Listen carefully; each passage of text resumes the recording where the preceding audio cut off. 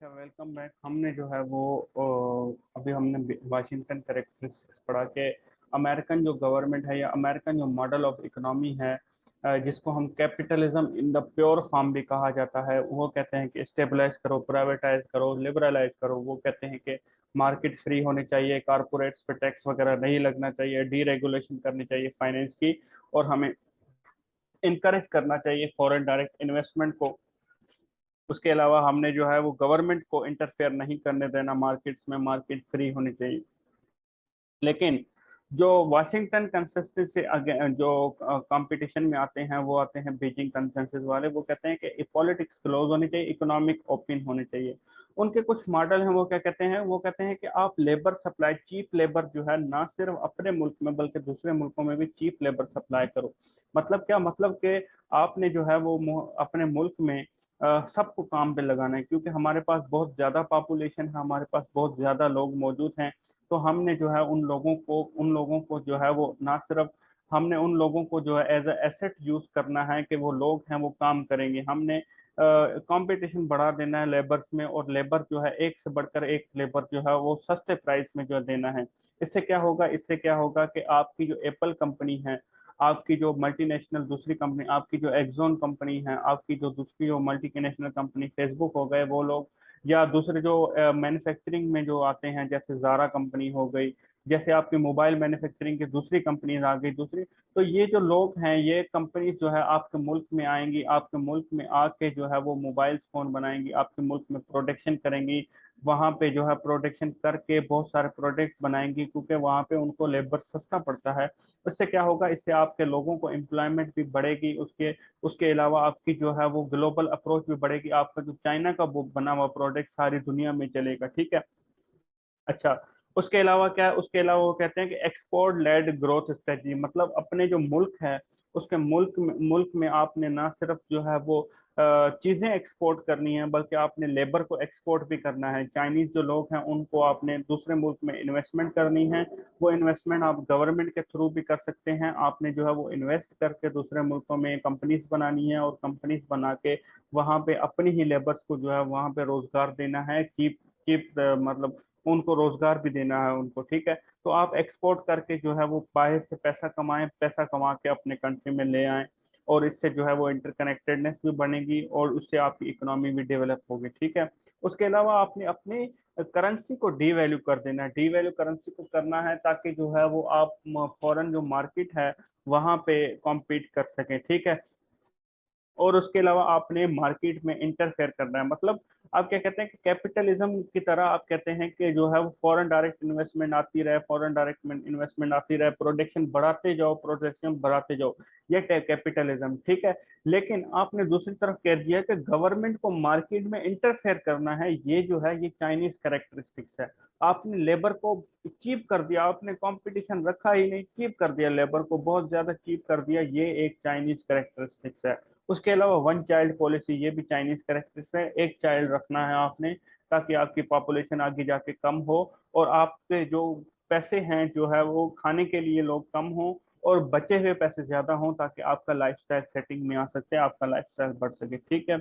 अच्छा, अभी इसका कंपैरिजन है वाशिंगटन कंसेंसस का और बीजिंग कंसेंसस का। वो क्या कहते हैं कि स्टेट का रोल इकोनॉमी में मिनिमल होना चाहिए, लेकिन एक अपना जो बीजिंग कंसेंसस है वो कहते हैं कि मार्केट में जो है वो कंट्रोल ही मार्केट करने चाहिए। चाइनीज एक्सपीरियंस क्या है, मार्केट मेकर, मार्केट ही ये गवर्नमेंट है ये बनाते हैं, ठीक है। उसके अलावा फाइनेंस सिस्टम क्या है वहाँ पे, वाशिंगटन कंसेंसस में फाइनेंस सिस्टम जो है वो डीरेगुलेट होता है। लेकिन चाइनीज जो है वो अपनी करेंसी को डी वैल्यू करते हैं, इसीलिए मतलब वो करेंसी को बहुत ज्यादा कंट्रोल करते हैं। ट्रेड पॉलिसी क्या है, फ्री इंटरनेशनल ट्रेड जो है वो करते हैं वाशिंगटन कंसेंसस वाले। लेकिन जो चाइनीज एक्सपोर्टर है वो क्या कहते हैं, एक्सपोर्ट प्रमोशन एंड प्रोटेक्शन। मतलब क्या है कि हमने एक्सपोर्ट लेड जो है वो प्रमोशन करने के, हमारी जो कंपनीज हैं वो दूसरे मुल्कों में ना सिर्फ प्रोडक्ट को सेल करें बल्कि अपने नाम को भी सेल करें कि ये चाइना का प्रोडक्ट है। इसीलिए आप आपके जो आप देखें कि पेन की निब से लेकर बाकी जो सारी चीजें हैं, ये सारी जो चीजें हैं वो चाइनीज की बनी हुई हैं, ये सारी चीजें, ठीक है। इन्वेस्टमेंट पॉलिसी क्या कहते हैं कि फॉरेन डायरेक्ट इन्वेस्टमेंट लिबरलाइजेशन की तरफ फॉरेन डायरेक्ट इन्वेस्टमेंट आनी चाहिए, ठीक है।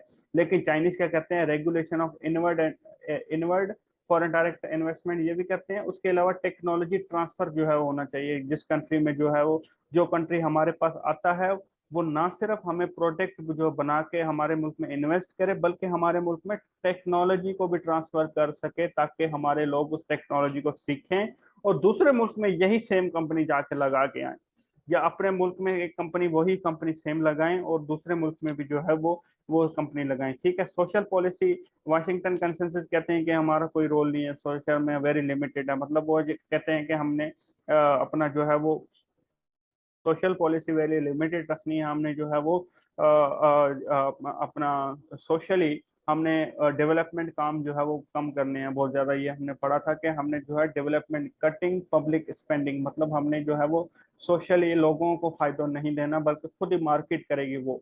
लेकिन ये कहते हैं कि नहीं, हमने पॉवर्टी को एलिवेट करना है, हमने पॉवर्टी जीरो, चाइना ने अनाउंस भी किया रिसेंटली कि हम वो कंट्री हैं जिनमें अनएम्प्लॉयमेंट रेट जीरो है, मतलब वहां पे पॉवर्टी एलिवेट कर दी हमने। वो कहते हैं कि कम पे लगो, कम पैसे कमाओ, लेकिन पैसे कमाओ लाजमी। ठीक है। पेस ऑफ रिफॉर्म बहुत फास्ट है यहाँ पे। इसमें क्या है, इसमें रिफॉर्मेशन इंक्रीमेंटल एंड एक्सपेरिमेंटल है, मतलब आप ट्रायल एंड एरर मेथड के तहत थोड़ा सा गलती करो फिर सीखो, गलती करो फिर सीखो, गलती करो फिर सीखो, आखिर में आप में जरा भी गलती नहीं रह जाएगी। ठीक है।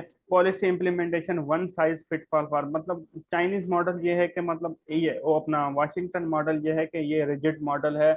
यही मॉडल है कि मार्केट में आपने इंटरफेयर नहीं करना, आपने जो है वो डीरेगुलराइजेशन करनी है, आपने जो है स्टेट का रोल बहुत ही मिनिमल रखना है, आपने फ्री ट्रेड जो है वो करवाना है। लेकिन ये रिजिड पॉलिसी है, ये हर चीज के लिए, हर सेक्टर के लिए यही पॉलिसी है। लेकिन चाइनीज जो पॉलिसी है वो फ्लेक्सिबल है, चाइनीज जो है वो चाइनीज करेक्टर अपना डालते हैं उसमें, वो सीखते हैं उस गलतियों से। ठीक है। Key goal integration to the world economy, लेकिन इनका की गोल क्या है कि हमने इंडस्ट्रियलाइजेशन करनी है, ना सिर्फ चाइना बल्कि पूरी दुनिया में इंडस्ट्रियलाइजेशन करनी है। ठीक है। अच्छा, अब मैं आपको समझा दूं, ये हो गया बीजिंग और Washington consensus international political economy का टॉपिक है। उसके अलावा हम ग्लोबलाइजेशन में दूसरा देखते हैं कि यहाँ पे टॉपिक आया था ग्लोबलाइजेशन ऑफ मार्केट्स। तो ग्लोबलाइजेशन ऑफ मार्केट्स क्या है? Globalisation of market refer to the merging of historical distinct and separate national market into one huge global market. Globalisation of market क्या कहता है, वही ग्लोबलाइजेशन का कॉन्सेप्ट इकोनॉमिक ग्लोबलाइजेशन का, कि भाई आपने पहले एक नेशन हुआ करती थी, एक नेशन जो है वो अपनी डिमांड के तहत इंडस्ट्री लगाई और आपकी प्रोडक्शन हो रही है, उस इंडस्ट्री में आपकी डिमांड जो है वो कैटर हो रही है, आपने दूसरे कंट्री और दूसरे मार्केट के साथ लिंक नहीं रखा। ठीक है। यही मार्केट है, यहीं पे बेचना है, यहीं पे खरीदना है, आपके मुल्क के लोग ही बेचेंगे, आपके मुल्क के लोग ही खरीदेंगे। लेकिन ग्लोबलाइजेशन ऑफ मार्केट क्या कहती है कि डिफरेंट नेशन मिल के एक प्रॉपरली एक सेंट्रलाइज पॉइंट पे मिलेंगी, और वो नेशन जो है अपनी अपनी प्रोडक्ट लेके आएंगी, और इन्हीं मुल्कों से जो है वो प्रोडक्ट भी आएगी, और इन्हीं मुल्कों से जो बायर्स हैं, जो खरीदने वाले हैं, उनको वही भी आएंगे। इस मुल्क को अगर सेब की जरूरत है और इस मुल्क के पास सेब पड़े हुए हैं, तो ये आपस में कॉपरेशन कर लेंगे और सेब एक दूसरे से एक्सचेंज कर सकते हैं। ठीक है। तो यही एग्जांपल है कि हमने मार्केट से एक बड़ी मार्केट करनी है, और ये जो मुल्क जो इस कॉन्फ्रेंस में शामिल हैं, ये जो मुल्क जो इस पैक्ट में शामिल हैं, ये आपस में फ्री ट्रेड एग्रीमेंट करेंगे आपस में, कि हम एक मुल्क की दूसरे मुल्क में जब प्रोडक्ट आती है तो उस पर टैरिफ वगैरह नहीं लगाएंगे। State where is global market, यहाँ पे हर चीज अवेलेबल है। यहाँ पे ना सिर्फ हर चीज अवेलेबल है, बल्कि एक ही चीज के मुख्तलिफ मॉडल्स भी अवेलेबल है, मुख्तलिफ वैरायटी भी अवेलेबल है, इससे कंपटीशन है। Falling trade barriers like easy to globally, मतलब ग्लोबल ट्रेड को इजी बनाना है ग्लोबलाइजेशन ऑफ मार्केट में। Consume taste and preference are converging.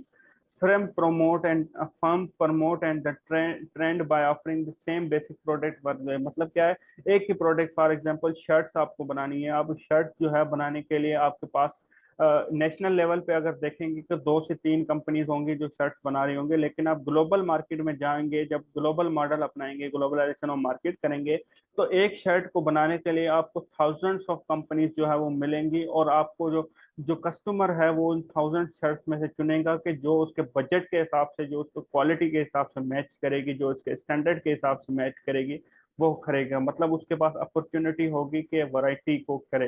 तो ग्लोबलाइजेशन के मतलब ये मार्केट्स का मतलब क्या है। अच्छा, इकोनॉमिक ग्लोबलाइजेशन हो गया। ठीक है। दूसरा क्या है, दूसरा है कल्चरल ग्लोबलाइजेशन। कल्चरल ग्लोबलाइजेशन क्या है कि जहाँ पे हम देखते हैं कि एक कंट्री में दूसरी कंट्री के प्रोडक्ट बिकी जा रही है, वहीं हम देखते हैं कि एक कंट्री के जो लोग हैं वो जो है वो टूरिज्म के लिए, वो अपने बिजनेस टूर्स के लिए, वो जो है अपने जो है वो दूसरे रिलीजियस टूर्स के लिए एक कंट्री से दूसरे कंट्री में, अपने जो मुल्क है नेशन वन से नेशन टू की तरफ जा रहे हैं, वहाँ पे देख रहे हैं, वहाँ पे इंटरकनेक्टेडनेस हो रही है। उसमें आप देखेंगे हमारे स्टूडेंट्स जो है पाकिस्तान से दूसरे मुल्क में जाते हैं स्कॉलरशिप पे। तो ये जो है वो कल्चरल ग्लोबलाइजेशन है, हम वहाँ का कल्चर सीखते हैं, वहाँ का देखते हैं कि वहाँ के कल्चर में पॉजिटिव पॉइंट्स कौन से हैं, नेगेटिव पॉइंट्स कौन से हैं।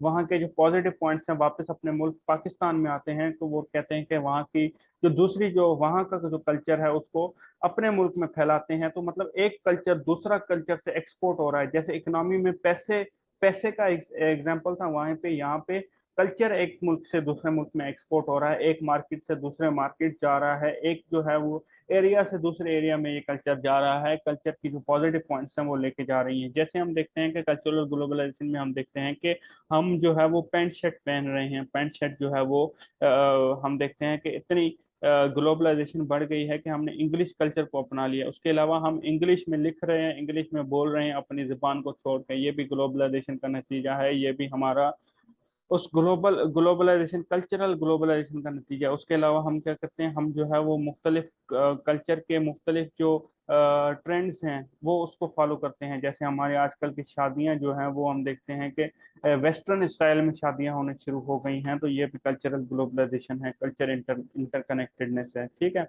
पॉलिटिकल ग्लोबलाइजेशन क्या है कि आप जो है अपना पॉलिटिकल जो सिस्टम है, फॉर एग्जांपल अमेरिका में सबसे पहले डेमोक्रेटिक स्ट्रक्चर हुआ था, तो अमेरिकन डेमोक्रेसी जो है उसको अमेरिका ने दूसरे मुल्कों में एक्सपोर्ट किया अपने मॉडल को। जो है लोगों ने देखा कि अमेरिकन डेमोक्रेटिक मॉडल बहुत ही जो है वो अच्छा मॉडल है, और उस मॉडल में जो है वो फ्लॉज बहुत कम है, और इस मुल्क से उससे मुल्क दूसरा मुल्क तरक्की कर रहा है, अमेरिका तरक्की कर रहा है। तो ये चीज़ जो है दूसरे मुल्कों ने अपनाई, उस ये मुल्क ये जो है वो तुर्की ने अपनाई, ये जो है वो फ्रांस ने अपनाई यही चीज़, डेमोक्रेसी वाली चीज़। और हम देखते हैं कि डेमोक्रेसी की बुनियाद के तौर पे हम देखते हैं कि यूके भी, उसमें भी डेमोक्रेसी आई। इसी तरह मुख्तलिफ जो दूसरे कंट्रीज आजकल बन रहे हैं या बनने वाले हैं आगे, तो वो डेमोक्रेसी को जो है वो अच्छा समझते हैं। क्यों? क्योंकि वो देखते हैं कि डेमोक्रेटिक मॉडल जो है वो अच्छा मॉडल है सबसे। हालांकि आप देखेंगे पाकिस्तान इंडिया में, जहाँ पे पहले मुगल आजम का दौर था, मुगलों का दौर था, वो वहाँ पे किंग का दौर था, आज आज वो डेमोक्रेसी है। तो ये डेमोक्रेसी है, ये भी पॉलिटिकल ग्लोबलाइजेशन का नतीजा है। अच्छा, तो क्या ग्लोबलाइजेशन जो है वो, एक सवाल पैदा होता है कि क्या ग्लोबलाइजेशन जो है वो नेशन स्टेट सिस्टम को इररेलेवेंट कर रहा है? तो इसका जवाब इस जो है वो अपना आर्टिकल में मौजूद है। इस आर्टिकल को आपने पढ़ना है, समझना है, और जो चीज़ समझ नहीं आती वो आपने मैसेज में मुझसे पूछ लेनी है। आज के लिए इतना ही। Thank you very much. अल्लाह हाफिज़।